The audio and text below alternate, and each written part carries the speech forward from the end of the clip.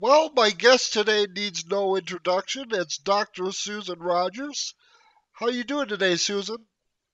Doing pretty well, thanks. It's okay. You know, we got a pandemic going on, and so conditions are less than perfect, but when are they ever perfect? So we're rolling with it. Yeah, exactly. And it's a very exciting day in Prince World. Of course, the Sign of the Times Super Deluxe Edition dropped today.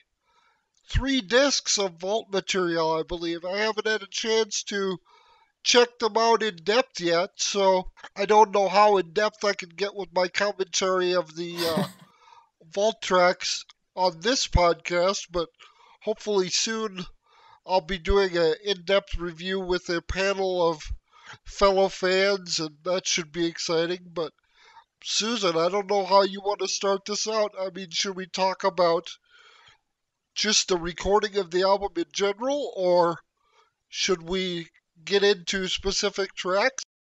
You know, it's interesting. Over the past month, I've done a lot of interviews, as has Matt Fink and Eric Leeds and Wendy and Lisa and Susanna Melvoin. A lot of us, you know, we're talking to the press.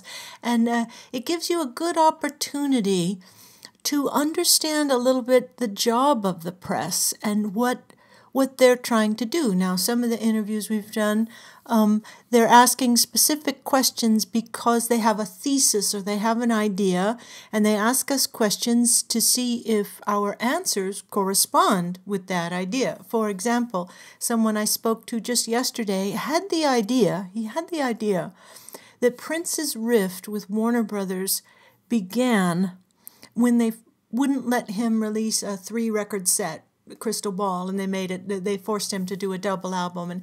And we talked about that, and I actually don't think that there was any problem there. I think Prince realized ultimately that they were right about that. But so sometimes the conversations go like that. Like, these people are real experts, and they've done a lot of studying. They're scholarly, and they want to know, they want to fact check.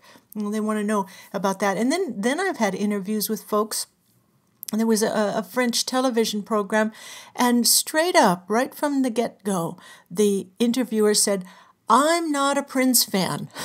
He said, "I don't Wow. know much about Prince's music. So tell me," and he would ask these questions, "why is Prince great?" And I appreciate that as well, because naturally all of us have different tastes in music. So Right. some of us are going to know Prince very intimately. Others are be like, yeah, I guess he's pretty interesting, right? So whatever you think your listeners might be interested in knowing about or hearing about. Okay. I saw the 1987 New Year's Eve uh, concert, the first concert from the soundstage at Paisley Park, premiered on YouTube last night, and I watched that, and I was struck by the tremendous amount of energy that Prince had, and he just kept going for like 2 hours and 12 minutes. And he's notorious for having that type of energy also, recording. Um, so could you talk a little bit about the time put in? I mean, the Yeah, countless hours and the early mornings and all that in the yeah, in the recording studio. yeah. Um, when I joined him, it was 1983. He was in his 20s, so he was a young genius who was intelligent, sensitive. He was motivated, he was ambitious, he had a lot of work to do. And for some people in that kind of a situation, especially for people like Prince, and I relate to that too because I grew up similarly in a lower middle class background, for some of us, we feel like we may only get one shot at this. You don't feel, he certainly did not feel entitled to success. I Right. recognize that too. I didn't feel it either. So for many of us, you take that opportunity and you work as hard and as fast as you can because you're always afraid that that window of opportunity is going to slam shut just as Right. quickly as it opened. So at that time in his 20s, he worked a lot because his ideas just kept coming and coming and coming and coming. He was hyper creative. I've got a couple of books on my shelf behind me on the neurobiology of creativity, so I've done a little reading about it, and I can tell you that a person as creative as Prince, it's pretty rare. That's a pretty unusual brain that is that creative. So Definitely. anyway, yeah. So Yeah. since he was that creative and he was also so focused and self-disciplined, and he knew how to put blinders on and to to block out the noise, to block out other temptations like the temptations of going out and spending a lot of money or being socially very active. He would block all that out and focus just monomaniacally on work. Wow. I mean, it was quite extraordinary to be with him. So for those of us who were in the studio with him, we spent the same hours. As long as he was recording, I needed to be there, and so those hours were very, very long. But I joined him as a fan. I was a Prince fan when I came to work for him. He was my favorite artist in the world, so I always knew how lucky I was, and I was always appreciative, no matter how hard it was. I appreciated being there. Oh, yeah. I mean, his work ethic is pretty much uh, unparalleled as far as I can tell. And for me, he's an inspiration not only in terms of work ethic, which I don't have 1/10 of the work ethic he did, but I wish I did. And I consider myself creative, but I'm very streaky. Like it comes in streaks, and when it comes, it pours out, and then for long stretches, I'm not inspired anymore, and it doesn't seem to flow. But Yes, he's definitely an inspiration as far as something to aspire to, as far as the sheer drive and motivation to create. right. So for me, it's very inspirational. But the Sign of the Times era, and we've heard a little bit about this in the podcast series from the Current, which you were a part of. The Current, Minnesota Public Radio, Hmm. and also sanctioned by the Prince Estate. Very, very cool and insightful podcast series. But we've heard that this era was sort of a transition period for Prince. He was wanting to break away from the revolution, wanting to break away from sort of the past and reinvent himself, which he did many, many times over the course of his career. But can you talk a little bit about his mindset as far as um, things going on in his world, both personally and professionally, and in terms of events going on in the world like the burgeoning AIDS crisis Hmm. and the Space Shuttle Challenger explosion and stuff like that, and the earthquake Right. we heard about in Los Yeah. Angeles that he went through, that really all these events were sort of the catalyst for not only the title track but also songs like The Cross and Yeah. songs like that. Could you talk a little bit about Prince's mindset, taking all that information in and sort of going within himself to create such socially relevant, certainly for that time, and also in the present day, socially relevant uh, album like Sign of the Time? Yeah, you're absolutely right there. And when after I've answered your question, I'd like to circle back to something you said earlier about his ethics and bursts of creativity. But for right now, he was not inclined to talk about what he was thinking or talk about what he was feeling. At least when I was with him, anyway. Maybe when he was with his friends or with a girlfriend or with his management or whatever.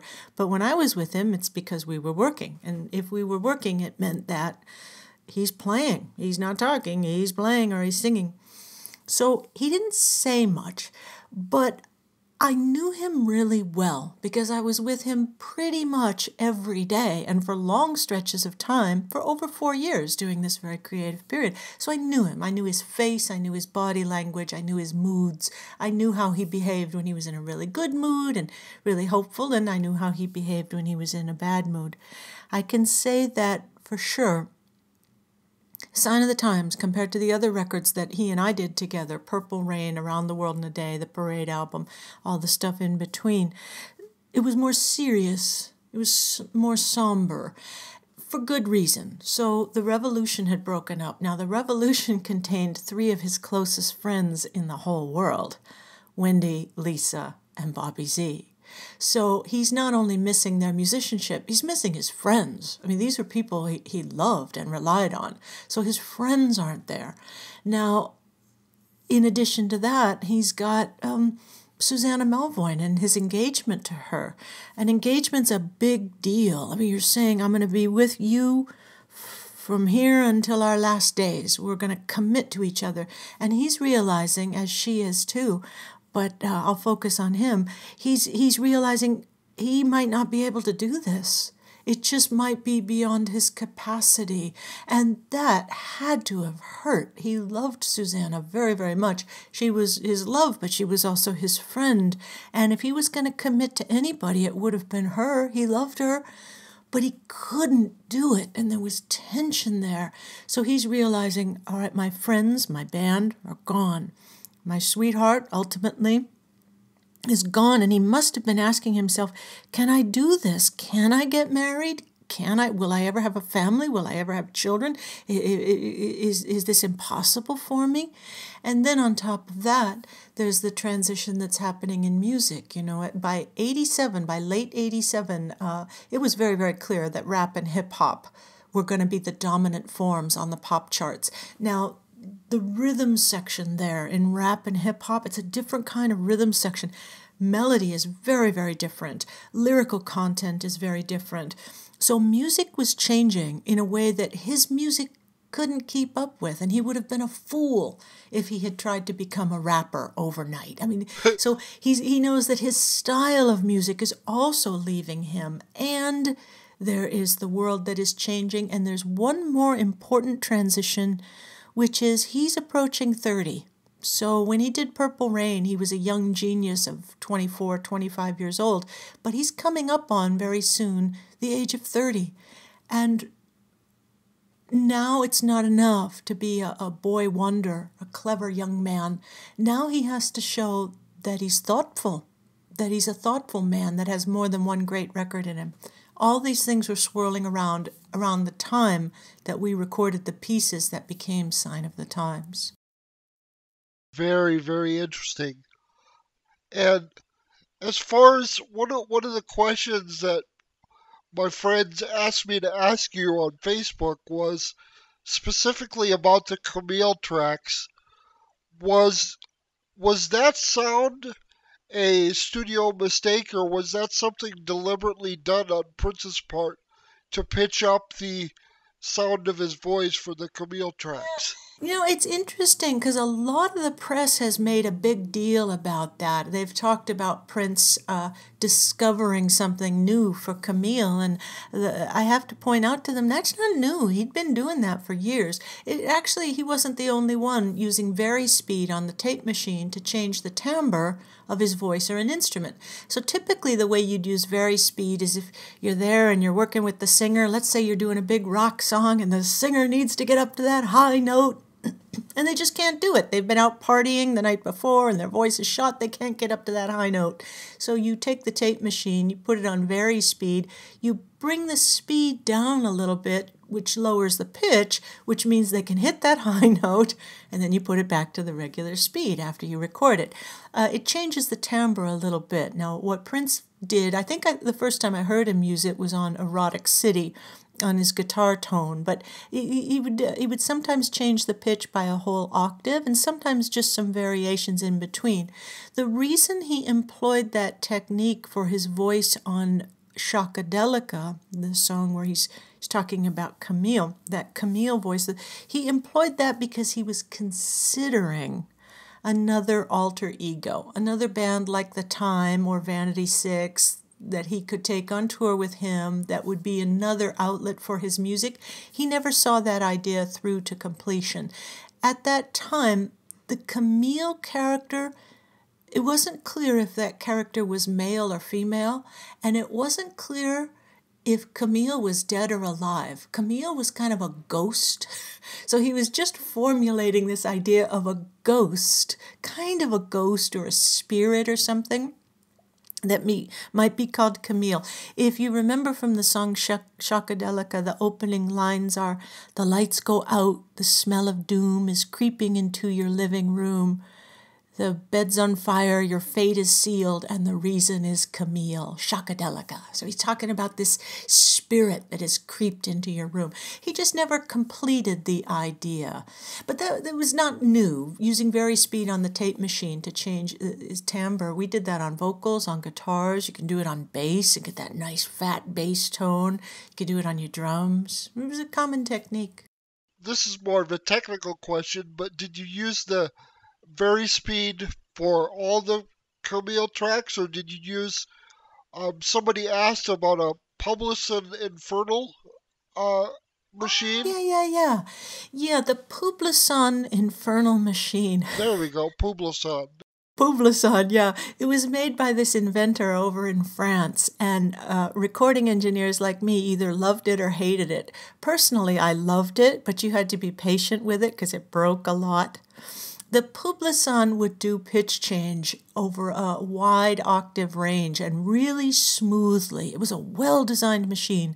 I was playing around with it alone in the studio one day, and I pitch changed Prince's vocal down a full octave using the Publison, and that was to play with the song Bob George. Sure. I don't know if you've heard that song Bob George, but Prince came into the room and he heard that and he loved it. It really made him laugh. He absolutely loved it. So yeah, we used the Publison sometimes. He was very familiar, though, with the Varispeed technique. Now, the thing about the Varispeed is that if you go down or up a full octave, you're good. The song stays in the same key. But if you go anything more or less than an octave, you're not in the same key anymore. So you have to transpose if you're going to do it with your musical instruments. If the song's in the key of G and you're going to Varispeed it down to E or D or whatever you got, you have to be able to transpose, which he could do so easily and so well. Not all musicians could do that, but it was very easy for him. Right. Very interesting. So the Publison was Bob George. I happen to love that song. It's a very I do. it's a favorite among the hardcore fans, definitely. The Black Album again, uh you know, it's part of this era as well, and it's just a revolutionary album. I don't mean to be punny there, but Mm-hmm. uh it's a revolutionary album, and Bob George, the effect on his voice for Bob George was very, very cool. We had fun with that. Yeah, very interesting about the pitching up and pitching down and transposing. And I can't read music or work with music in that technical way, but it's very interesting and fascinating to hear about. It's so easily done. It's so easily done today with so many of the digital tools. We can pitch change and we can correct timing and all sorts of mistakes in the digital era. But back then, when we worked on analog tape, this is something that I really hope young people will try and understand about Prince. When you listen to those older Prince records and even his new Prince records, understand that that's how well he played.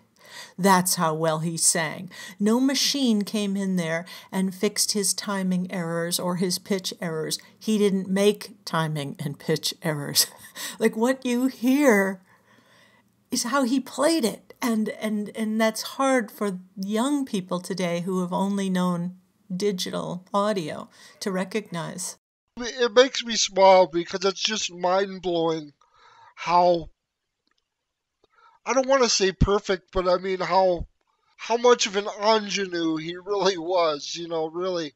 Um, and like you say, I mean, there are no digital tricks. I mean, it's absolutely how he played it, how he laid it down to tape, and it's just remarkable. I don't think we'll I know. see anything like that from any artist, especially now in the digital era where you can just go in and tweak things. And, I mean, it's just Yeah, absolutely remarkable and inspiring to me that he was able to work like that. And like you right. say, he was really focused on being creative and basically just pumping things out, consistently and constantly. And it's just fascinating and mind blowing to think about. Yeah. Now you had mentioned work ethic earlier, and I'm glad that you mentioned it. He had an extraordinary work ethic, and ethic is the right word. He believed that it was the right thing to do. That if you've got this skill and if you have this money, if you've got a record deal and you have the means and you can do it, you should do it. So he almost felt a moral obligation to work as hard as he possibly could. There was a sentence he used to say sometimes, and that is, we put bread on people's tables. He would say that when he was talking about his employees. Prince didn't go and just fire people on a whim or anything like that. He really took his responsibilities as a boss, as an employer, seriously. He took it seriously. And of course, he's a young man. Of course, he's going to have a temper tantrum now and then. But he was a good man, and he was conscientious about this engine and this train. The engine was driving the train that we were all riding on. We were all contributing fuel to the engine of his creativity. And the other thing I wanted to mention was something you said about bursts of creativity. That's how most of us mere mortals are creative. So there's a couple of circuits in the right hemisphere of the brain that get activated when we're creative. And when we're being creative, here's an example I can use. If I have to design a poster for an event, I'm not especially good at it. I'm not the world's worst, but it's not my forte. So I'm thinking, oh, I've got to design a poster. And when we have to come up with something creative, whether it's a book or a song or a poster or whatever, we have to open up certain circuits and let new ideas flow. And that's hard work. But when those new ideas do flow, what we're really eager to do is to stop them once we have a good one. So what most of us do is, okay, I've got an idea. All right, let's do it like this. Okay, here's how we do it. And you've got an idea, and you're so relieved. Whew, I've got an idea. Now you can go over to the easier work, which is the work of craft. So if you consider original ideas as being art, then craftsmanship is technique. It's making your idea come true. So in the case of the poster, I'd say, okay, I've got an idea. This will be the color scheme, and this is how I want to distribute the colors, and this is what the trim will be, and the text will look like this, and the font should be this big. Now, for folks who are hyper creative, like Prince was, they've got kind of a leaky faucet. So for most of us, we turn on the tap for creativity and then we turn it off when we're ready to move over to craft and get some things done. But for folks who are really creative, and I've known one other musician who was as creative as Prince, the circuit doesn't close completely, which means the ideas just keep coming and coming and coming and coming and coming.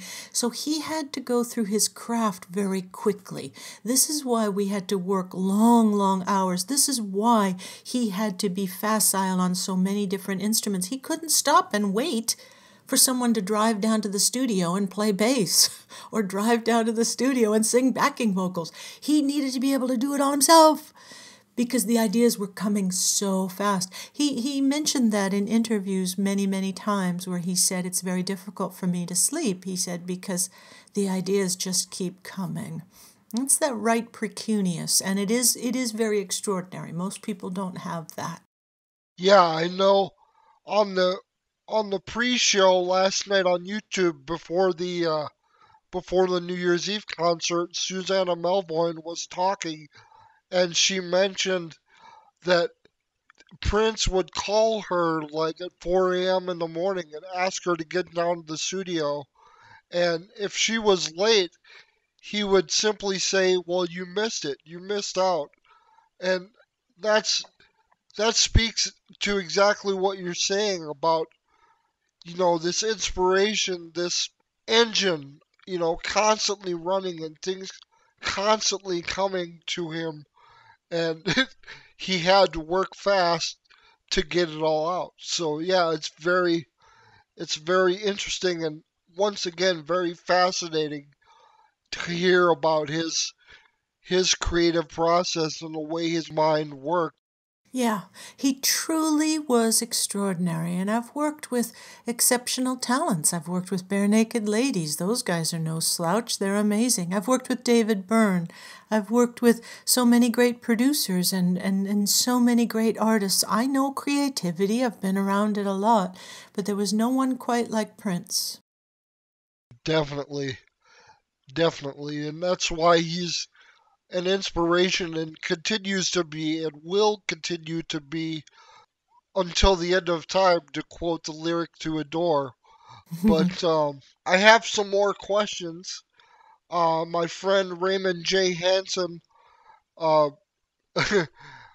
actually gave me quite a few questions, but I might only ask a few. Did Prince submit Wouldn't You Love to Love Me to Michael before or after being said bad to consider as a duet? Mm, I'm afraid I don't know the answer to that one. I remember the song "Wouldn't You Love to Love Me." It was one of his older pieces.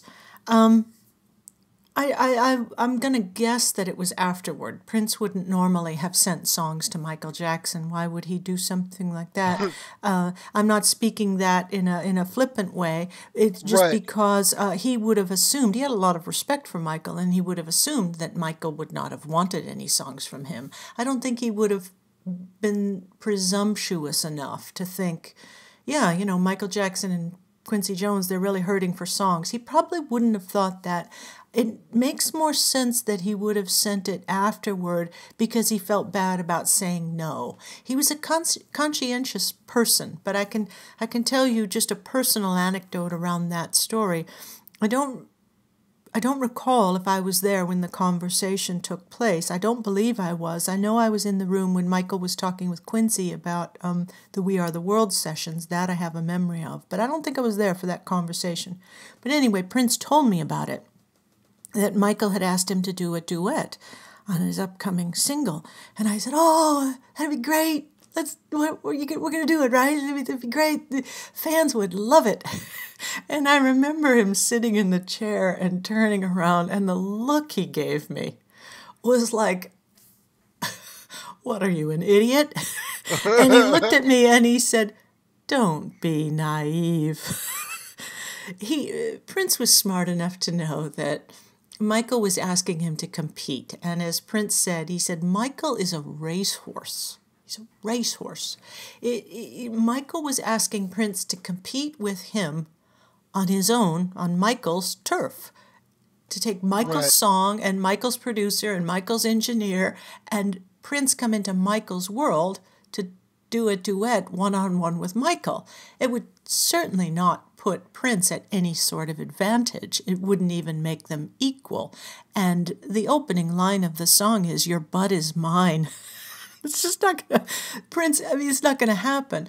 Now, I know I can say with confidence that Prince valued having Michael as a competitor. Competition makes you work harder. If you don't have any Yep. competition, you don't have to work very hard. But if you've got someone who is neck and neck with you in the race, you're going to run as fast and as hard as you possibly can. So he appreciated having Michael there, but I don't think he felt in the least bit threatened by Michael musically, and I certainly do not believe for 1 minute that he was jealous of Michael musically. Not at all. I don't think he felt the least bit threatened. Prince had his own thing, Michael had his thing, and Prince was smart to recognize that this is not the invitation from Michael is not a gesture of generosity.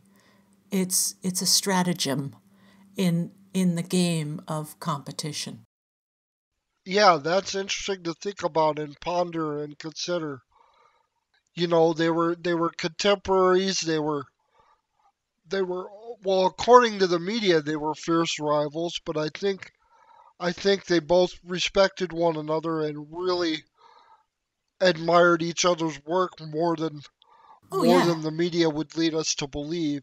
Yes. And I would say rivals, yes, fierce, not at all.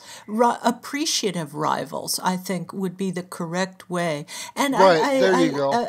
yeah, I was asked to comment on something. Years later, there was some Prince and what's his name, Justin Timberlake. When Prince was still alive, of course, there was a moderate back and forth going on in the media between the two of them because Justin Timberlake said he was going to bring sexy back, and I think Prince said something back, and some reporter contacted me and asked me to comment on that rivalry, and I had to say, oh, I haven't worked for Prince in a long time, but I can tell you this with 100% confidence. He loves this. Yeah, He loves being challenged because when someone challenges you, you have something to push against. There's pressure. And if no right, one is challenging you, you're pushing into a vacuum of empty space. You want pushback, just like any student wants his or her teacher to be strict with them. You learn a lot more when your teacher pushes back than when your teacher's, yeah, that's great, that's perfect, yeah, just keep doing what you're doing. right, Yeah, yeah, you want to be challenged. So I'm quite certain there was love and respect and appreciation there with Justin Timberlake, just like there was with Michael Jackson. right.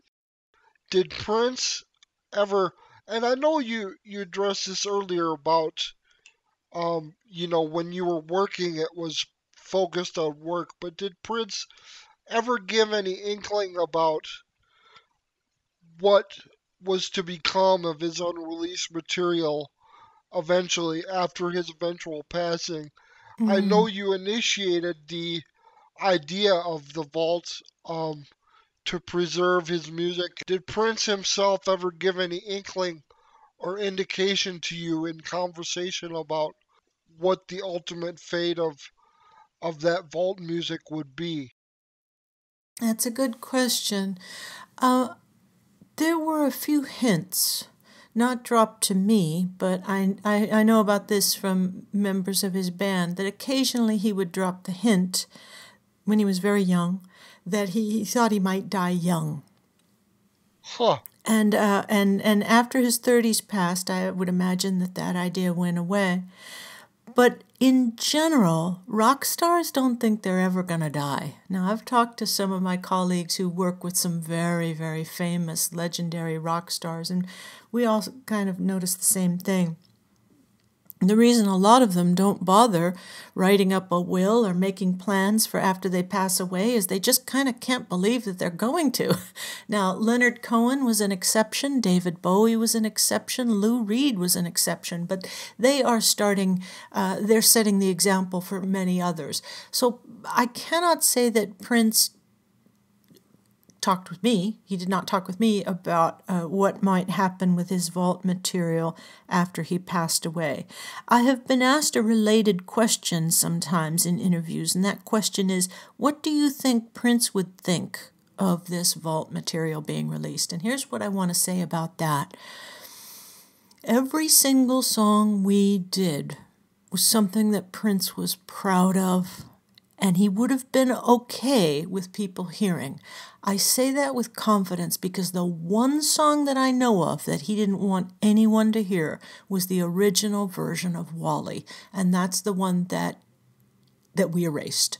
We yep, erased it top to bottom, and he knew immediately he didn't want anyone hearing it, and he immediately, when the last note was finished and we made a rough mix onto cassette for him, he said erase it, and I believe he was the one that pushed the record button. He did, we did, collectively. Everything else he saved, which leads me to think that he was okay with all of this being heard. I think what differentiated between what went in the vault and what was actually released had to do with the entire album and with what he felt like saying right now. At this Right. particular point in time, here's what he wants you to know. Other things, save it for later. Put it in the vault. Case in point, I Could Never Take the Place of Your Man. That was an old song. Slow Love. That was an old song. He pulled those up out of the vault because he was ready for them. He was ready to say these things Right. on Sign of the Times. He just hadn't been ready before. Right. Some of the things he put in the vault, I venture to believe that he put them in the vault because he knew we weren't ready to listen to them or fully digest them, because some of the vault tracks on the new release of Sign of the Times Deluxe, I listened to them and I'm like, my mind is completely, absolutely, utterly blown to pieces. And I'm like, if this had been released back in 86 or 87, people wouldn't have known what to make of it. I mean, they wouldn't have been ready for the sheer wonder of it. I mean, people wouldn't have been prepared back in 1987. So you hear some of these vault tracks and you understand why he wasn't ready to unleash them upon the world, as it were. Yeah. And it's just, and to me, as a hardcore fan, it's just fascinating, and it makes me smile and laugh because, as another testament to Prince's genius, he knew what the public was ready for, what he was ready to put out there, and he knew what to hold back. And some fans, including myself, when we hear this stuff, we're like, why did he not release this? We're almost angry. Really, essentially, I think he knew what to put out there and what to hold back. And like you say, um, the the main thrust of his decision making process was based on how he lived his life, living in the present, being fully present, living in the now, and what he felt was pertinent to the time, to the feel of the environment, and he put out what he wanted to do at that particular time. Yeah. So it's just fascinating and very very very cool to think that how hyper aware he was in terms of selecting songs to put out there and Hmm. when, and the timing of it all. It's very Yeah. very very cool. I definitely couldn't understand it. I loved Train. Oh, I loved Train. And I loved Crucial. And I loved In a Large Room with No Light. And the first version that we did of Witness for the Prosecution. Oh, I loved it so much. All those tracks are awesome. Yeah, I couldn't understand why aren't you releasing these? I didn't understand. I would push back a little bit, but it wasn't my place. He worked without a producer, so there's no producer in the room. He's deciding 100% what is going to be released, what his albums are going to be for his own logic, for his own reasoning. It had nothing to do with putting out his very best songs and taking lesser material and putting it in the vault. He was smart enough to know that many of those tracks in the vault were as great as anything he released. What his thinking was what do I want people to know about me right now? And one other factor that's very important is, and it certainly influenced Sign of the Times, is the band that you've got standing behind you on stage. So Wendy and Lisa brought something to Prince's music, and Bobby Z brought something to Prince's music, and Mark Brown that was different from Levi Ceasar and Sheila E. and Bonnie Boyer and Miko Weaver. These are very different players. So when you're putting together the Sign of the Times album, you have to be thinking about the tour, and you have to be thinking about what sorts of tracks will complement these players that I'm going to have behind me. Right. That was a factor as well that is non-trivial, as they say. Right. I mean, it's got to fit the type of musicians you have, the type of vibe you have. It's got to be able to fit together Right. and vibe together. So yeah, that makes total sense. Yeah. Well, we Yeah. have about 15 minutes left, and I would be rude and remiss if I didn't ask you to speak a little bit about the book that you're currently working on about music listening, and it involves a little bit of neurology too, doesn't it? Hmm. Yes, thank you. You are so kind. I appreciate that very much. Yes, for listeners who don't know, I have a PhD in music perception and cognition, and so I'm at Berklee College of Music, and I teach in two departments. I teach psychoacoustics and music cognition, but I also teach record production. So I'm constantly going back and forth in conversations with students about how to make records, and then I'm also talking about what the brain is doing when it's listening. And these ideas have been developing for the last 12 years since I've been at Berklee. And I got invited by a co author. He invited me. He's at Harvard, and he said, "Would you like to write a book together?" And he said, "It would be your thoughts on music listening." And I said, "Yeah, let's do it." So we happened to get a book deal last February. We're very excited. We're working on it now. Essentially, the perspective I'm taking is I want to help readers understand how three populations of people listen to music. One is a record producer, so we're going to talk about record listening from a producer's vantage point. The other is a brain scientist. There'll be some science in there. But the third is my own perspective, which most listeners share. I'm a non-musician. I don't play anything. I don't sing. I don't write music. I don't know music theory, only the most basic stuff. All of the listening I've ever done in my life, all of my music consumption has been driven by a desire to hear music. For us non-musicians, our entire relationship with music comes from listening. And Yeah. my whole life I have been a professional music listener. Well, my whole adult life. When I was a little kid, I was obsessed with listening to records, and I knew darn good and well I don't want to be a rock star. I don't want to be singing. I don't want to be playing. I don't want to be dancing. I don't want to be a DJ. I don't want to be a record executive. I want to be in the room where music happens so I can help records enter the world. For me, music is records. And I don't mean just vinyl records. I mean recordings, whether it's a streaming Right. or whatever, a recording. So we're going to talk about various aspects of music, and one of the finer points we're going to put on it is why we like what we like. And that's going to be directly related to the kind of rewards we want from music. So as it turns out, ever since I was a little kid, when I listen to music, my favorite treat, the thing I love more than anything, is picturing the musicians playing and singing. I have been doing that since I was 5, 6, 7 years old. I put on a record, I listen to the music I love, and I'm picturing the artist playing and singing, either in the studio or on stage. My co-author is completely the opposite. When he listens to music, he likes electronic music and techno and stuff. He Oh, doesn't, okay. yep, yeah, he doesn't want to see any people at all. In fact, it ruins it for him Wow. if he sees people. Wow.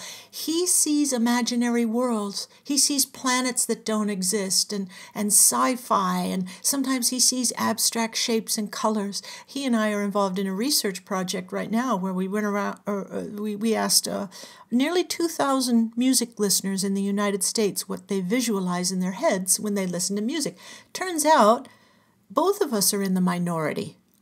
Not that many people actually picture the band, and not that many people picture abstract shapes and colors.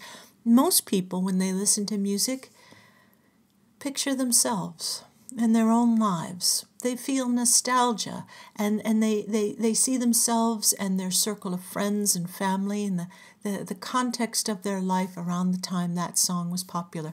A lot of people make up stories from the lyrics. They listen to the lyrics and then they imagine either the artist or themselves in that kind of a story related to the lyrics. And some people actually don't see anything at all, but some people see natural scenes like beaches or the mountains or or the forest and things like that. Some people, some of the young video gamers, they actually see, they've told me this, the room that would go with that music. They listen to music and they'll see like a video game, like a room or a city or a basement or something. What that tells us is that when we choose music to listen to for enjoyment, your brain is telling you, I would like a treat. I want to do something fun. I want to get lost. And I want to go to my happy place. I want to have my happy fantasies. But for all of us, those fantasies are personal. They're personal to our own desires and our own needs. We're writing about that in this book, and it's been really, really fun so far. Very, very interesting. And I'm sure I'm working on my memoir currently, and I'm sure your book is eventually going to inform it somewhat because I've been listening to Prince technically since I was an infant. But when it really clicked for me was when I was 3 years old. I heard Little Red Corvette on the radio, and I'm giving away my age. I turned 40 in March, so this would be 1983 when Little Red Corvette was the big single. And ever since then, I talk about in my memoir that even before I understood what the lyrics were, I had a spiritual connection Mm, to the music and the way Prince's voice sounded. It just resonated with me spiritually, and I was, of course, at that age, I was unable to articulate exactly what I was feeling and experiencing, but it was very spiritually uplifting and almost transcendent. So to me, music is transcendent, and especially Prince's music. I talk about this in my memoir as well, and I tell anybody who's within earshot about it. But Prince's music to me, uh, I was born 3 months premature and lost oxygen 3 separate times, ah, so which resulted in cerebral palsy. rough. So for me, listening to Prince's music takes me to a spiritual place where I'm free from any physical limitations, and I actually connect with my higher self, that is to say, the self that exists separately from the physical body and is more of a spiritual Right. spiritual essence of the immortal soul. Mm, So that's what music does for me, and I'm kind of in between when you were describing the types of listeners. I'm kind of in between those who picture themselves and their lives and also the artist performing or singing in the studio. For me, it's kind of a hybrid of both of those because I can see Prince in my mind's eye when I listen to his music, whether he's in the studio or on stage. I see him when I hear the music, but I also connect it to myself and mm-hmm. my life, and especially my spiritual sense of belief and faith. And so it's very interesting to hear about the three different types of listeners. And I'm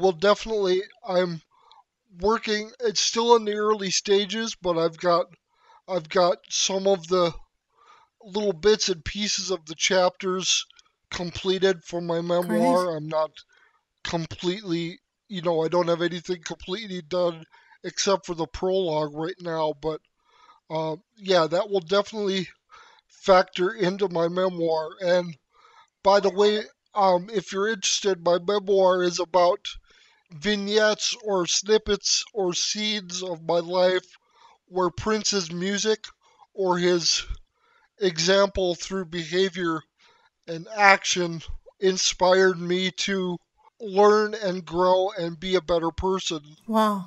Um, So that's what my memoir is going to be about, and he's definitely going to figure prominently in the book.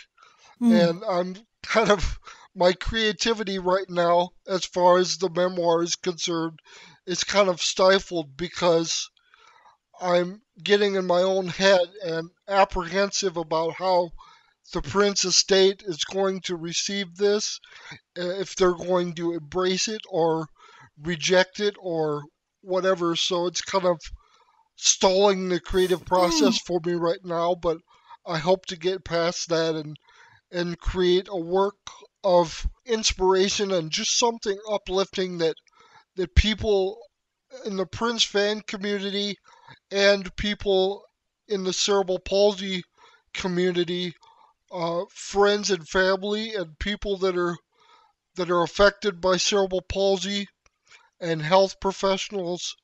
I want both of those communities to be uplifted and inspired by my story of how this artist, this musician, this great man helped me grow emotionally and spiritually and Hmm. continues to uplift me even after he left the mortal plane of existence. Yes.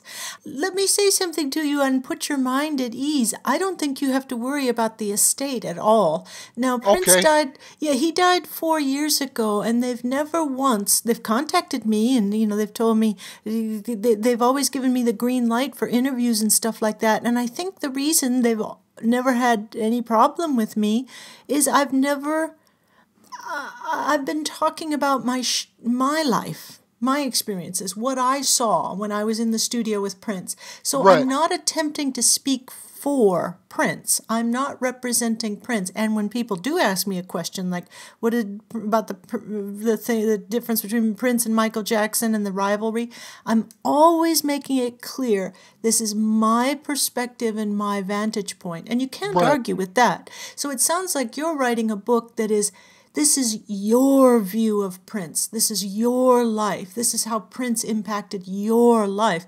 And you are at liberty to write about your life, as I am at liberty to write about mine. We can talk about our own lives. What right, the estate wants to do is they don't want other people speaking for Prince, but right, you can speak for yourself. So I wouldn't worry about that. The book sounds like it's going to be really amazing and wonderful. And as a matter of fact, as I get a little further along in my own book, I'd like to send you an email and see if we can talk very briefly. In the very last chapter of the book, I'm asking friends and family to describe for me what it sounds like when they listen to a song they love. Just a song that yeah, they absolutely love. And I want to have the voices of a lot of people at the end of the book be talking about, this is what it sounds like to me. This is what a record sounds like to me. I would love to hear your impressions of a song. As we get a little closer, I'm gonna hit you up and see if I can get you to tell me pick a song, any song that you love. Oh, and one other thing I have to tell you is there's more than three types of okay, music visualizations. Yeah, we actually uncovered 7 different categories, but wow, other researchers might find fewer, or they might find more than that. But there are a lot of different things, including visualizing oneself playing, and of course those people who have, it's called aphantasia, which is the inability to visualize things. So some yep, people don't see anything at all. But for me personally, I like to try to imagine that I can play piano or play guitar like that, but I can never keep it up. I can never sustain that fantasy. It's as if my brain is saying, that's not me. And what yeah, it goes to is a fantasy that is rewarding and is truly, I believe, reflective of my true nature. I see the musicians playing and singing, and I think that's why I was born to be a record maker, because it's something my brain would really like to be doing. Is being right, there while music is happening. So it's an right, interesting thing about brains and rewards, and how brains use music to find their little treats, the rewards that they want to go to their happy place. right. Well, it goes without saying, but I'm going to say it anyway. I'm very, very much looking forward to the book, and I'll definitely get a copy as soon as it comes out. I'll be promoting it like crazy on social media. Well, you let me send you one. And yeah, I might even have you on again if we could schedule it Wow. to talk more in depth about the book. And yes, I'm very, very honored to have you on and to be Thank, talking with you. It's overwhelming in a word. thank you. I thank you for your graciousness and your kindness in doing this, and it was just a tremendous experience, and like I say, a tremendous honor for me to talk to you about this man that we both love and respect Yeah, so much and that yeah. impacted our lives in such a profound way. And it's just been a pleasure speaking Thank with you. you, and I can't wait for other people to hear this Thanks, and Chris. give their input. And I'm sure you're going to be getting lots of respect and love as usual. Oh, It's well deserved. thank you. And I appreciate you and the fans as well. After Prince died, one of the things that scared me the most, the thing that scared me the most, is that future generations wouldn't be able to pick him out of a lineup, that future generations wouldn't know the difference between Prince and any other artist from the 80s or 70s or the 90s. And I thought that would be terrible. He was so extraordinary. His memory needs to live on. And it's folks like you, podcasters, journalists, writers, scholars, it's the people who are keeping this conversation going. They're the people who are keeping his memory alive so that new young people can discover him, and so people can eavesdrop on the conversation and they can recognize, no, there was this guy and he was from Minneapolis and he was exceptional and we should know about him. So you're doing that good work and I thank you for that. I really appreciate it. Well, you're very, very welcome. It's my pleasure, and it's something I'm passionate about. There's going to be a New England Cerebral Palsy Conference. It's virtual this year, and I've been asked to be a breakout speaker. Yay! And my session is going to be about this podcast, why I got into podcasting, and how I was inspired originally to start a podcast and throw my own unique voice into the circle of fans that, as you say, continue to do the work in spreading the message and the vital importance of Prince's legacy. So that should be an interesting experience. Yeah. And I'll definitely be referencing this particular podcast episode as one of my favorites that I've done so Ah, far. well, Um, thank you. and so yeah, I'm really looking forward to that. Well, All thank you right. so much. I'm Thank, I'm keeping you longer than I should, but thank you for coming on the show, and we'll talk to you soon. yes, we'll be in touch. Thanks, Chris. I appreciate it. Bye. Bye bye.